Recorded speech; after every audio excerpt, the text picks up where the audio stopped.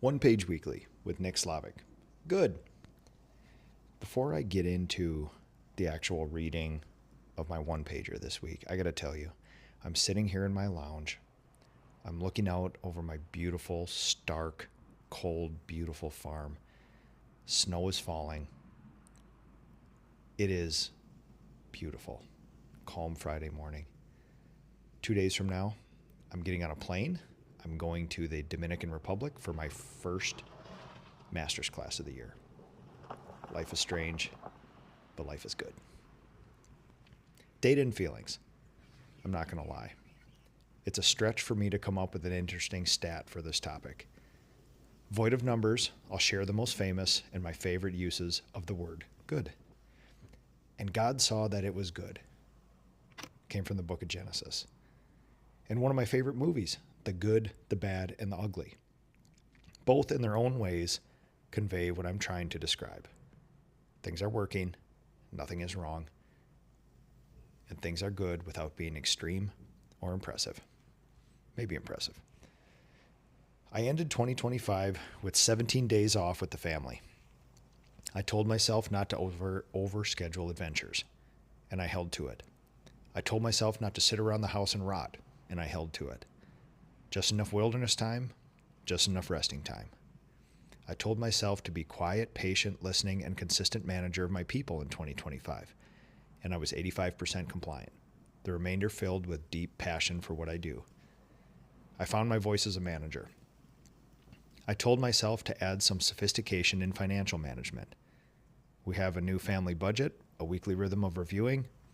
I keep statements of cash flow and silo and manage my 3 businesses. I told myself to be more consistent with fitness in my own way. Like all entrepreneurs, I get bored. Let me cut you off right now. It's an excuse, and I know that.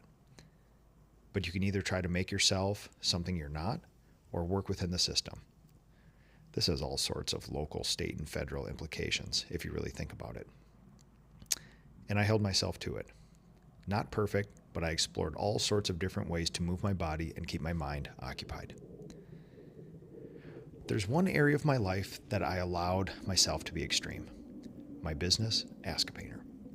I formalized all the educational assets, created an easily digestible ecosystem, completely cataloged 9 years of shows, and re-released the entire thing.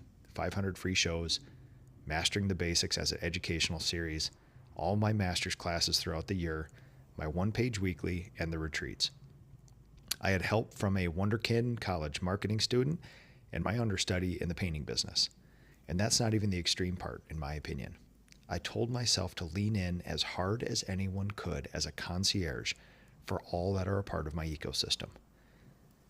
It was an easy task. I look for excuses to unleash extremism in my life, but only when it's used for good. I write handwritten letters to each human at the retreat. I personally and specifically answer every email from every listener and every watcher of everything I do. I pour my life into condensing my data and feelings into education that someone like me 20 years ago would have the information and support they need to not go through the deep and immense pain I did. I want people to not feel alone. I've asked the same question every year. What do you do when things are good? Years ago, I would have looked for problems, created productive chaos, created a situation where I'm unable to be present for my business and my family, and then would lean into hypervigilance and look for someone or something to hold accountable. I asked myself this question last week. What do you do when everything is good? My response was much different. I'm grateful for the consistent 1.1x work I've done over a long time horizon to make all this happen. I'm grateful for my people, and above all else, I'm good.